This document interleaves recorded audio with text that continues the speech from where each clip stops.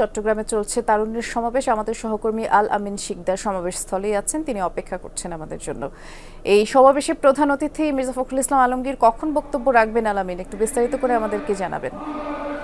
Jamuna electronics ঈদে double খুশি offer season 3, যে কোনো পণ্য কিনলেই পাচ্ছেন নিশ্চিত ঈদ উপহার।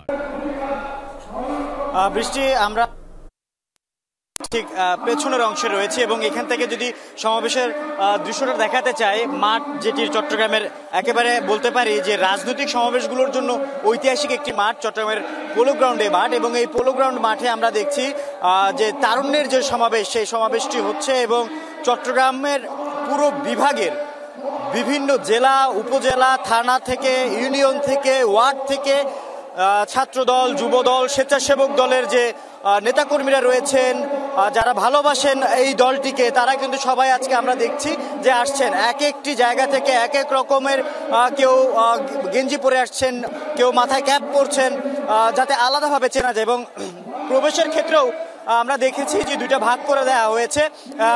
মঞ্চের ঠিক ডান পাশে রাখা হয়েছে যুবদলকে এবং বাম পাশে রাখা হয়েছে ছাত্রদলকে। এবং যখনই প্রবেশ করতে শুরু করছে তখনই নির্দেশনা দিয়ে দেওয়া হচ্ছে মাইকে কে কোন দিকে যাবেন। এবং এই যে পুরো সমাবেশ, এই সমাবেশে এর মধ্যে কেন্দ্রীয় ছাত্র দলের সভাপতি, যুব দলের সভাপতি, স্বেচ্ছাসেবক দলের যারা রয়েছেন এবং বিএনপির যে মহাসচিব রয়েছেন মির্জা ফখরুল ইসলাম আলমগীর, তিনিও কিন্তু এসেছেন।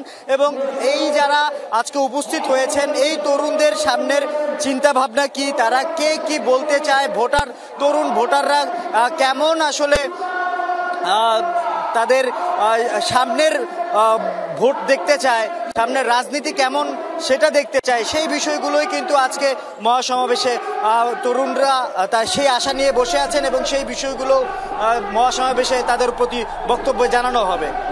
নিশ্চয়ই তখন আবার আপনার মাধ্যমে জানিয়ে দেব বাকিটা। ধন্যবাদ জানাচ্ছি আল আমিন।